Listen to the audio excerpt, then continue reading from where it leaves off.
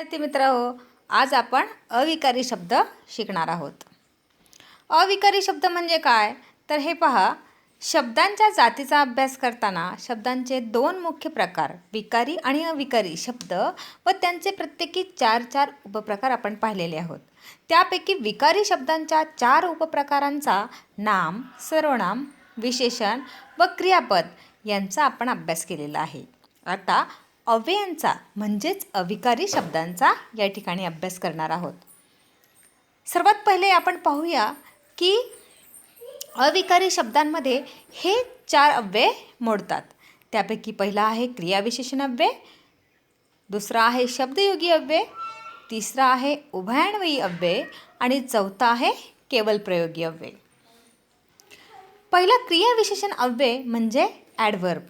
या ठिकाणी आपण काही उदाहरणांचा अभ्यास करणार आहोत. त्यापैकी पहिलं उदाहरण आहे, शेतकरी हताशपणे आत्महत्या करत होते. दुसरं उदाहरण आहे, मुंग्या सगळ्या स्तब्ध होऊन ऐकत होत्या.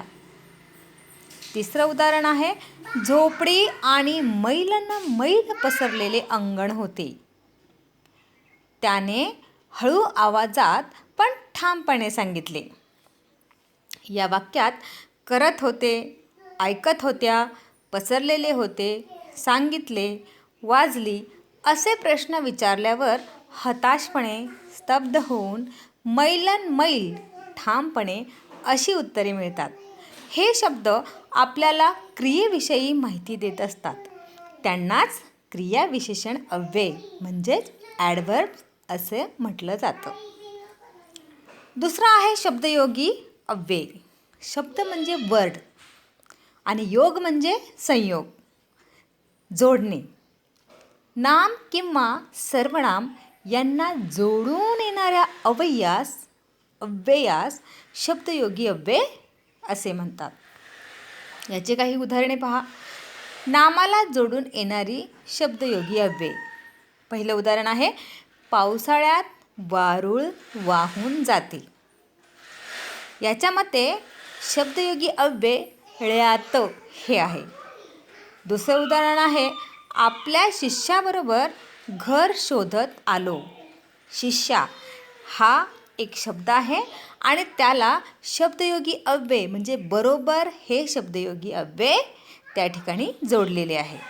गिरणी तून, मूळ शब्द गिरणी आहे आणि तून हे त्याला शब्दयोगी अव्यय जोडलेलं आहे. गिरणीतून भात भरडून आणायची. आणि चौथं उदाहरण आहे, बाहेरही मास्तरांची फिरती सुरू झाली. आता तिसरं आपण पाहणार आहोत उभयान्वयी अव्यय. 2 शब्द किंवा 2 वाक्य जोडणाऱ्या अव्ययांना उभयान्वयी अव्यय असे म्हणतात.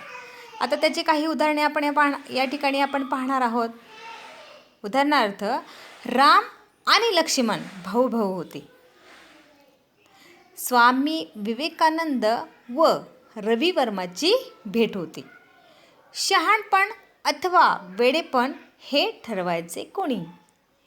बटाटे किंवा कांदे काहीही आण. चहा वा कॉफी जे तयार असेल ते दे. या ठिकाणी राम आणि लक्ष्मण यांना जोडणारा शब्द आणि.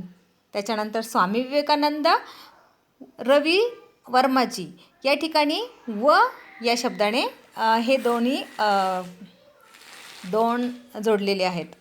तसेच त्याचप्रमाणे हे पहा, आणि, व, अथवा, किंवा आणि वा हे सगळे उभयान्वयी अव्यय आहेत आणि त्यांनी 2 शब्दांना एकत्रितरित्या जोडलेलं आहे. आता 2 वाक्यांना जोडणारी उभयान्वयी अव्यय आपण या ठिकाणी पाहणार आहोत. एक आहे, कुष्ठरोगी कोणत्याही प्राण्याला होत नाही, त्यामुळे त्यावर संशोधन करणे कठीण आहे. 8-10 फुटाच्या लांबीची झोपडी आणि मैलानं मैल पसरलेले अंगण. या ठिकाणी त्यामुळे आणि या 2 शब्दामुळे 2 वाक्य जोडली गेलेली आहे. जसे कुष्ठरोग कोणत्याही प्राण्याला होत नाही आणि त्यावर संशोधन करणे कठीण आहे, असे 2 वाक्य आहेत. पण त्यामुळे हे 2 वाक्य एकत्रित जोडले गेलेले आहेत. आता 2 वाक्यांना जोडणारी उभयअव्यय आपण या ठिकाणी पाहणार आहोत. कुष्ठरोग कोणत्याही प्राण्याला होत नाही, त्यामुळे त्यावर संशोधन करणे कठीण आहे. आणि 8-10 फुटाच्या लांबीची झोपडी आणि मैलन-मैल पसरलेले अंगण. आता चौथा आणि शेवटचा आहे केवल प्रयोगी अव्यय.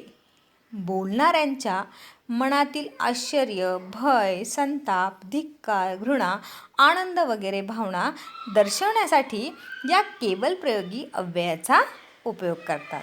जर ही वाक्यात योजली नाही तर वाक्याचा अर्थ किंवा भावना कोणत्याही प्रकारे अपूर्ण राहत नाही. याची काही उदाहरणे पहा. आहा, किती सुंदर निसर्ग आहे या परिसरात.